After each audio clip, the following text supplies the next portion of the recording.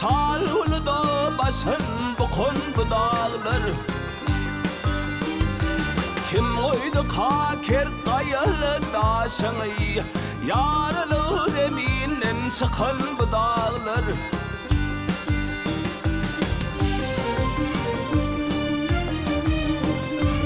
Tinladım dağları oturur etli, başına ağlar beyikli petli.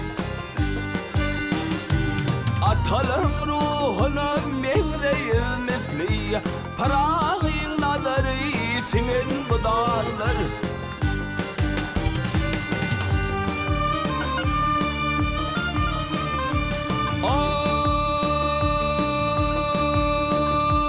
Keklikler pesay ustalar, cerellerin kerven kuram geçteler.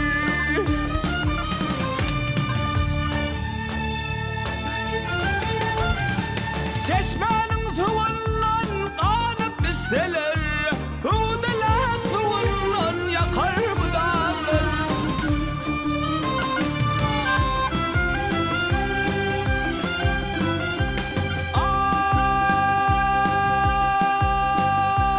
Gönlün alkar dağı yüzünden müşkünden, doyma yoktur onun azab keşfinden. Kimler sahil olmuş dağlar sanlar, menin hem gönlümü alın bu dağlar.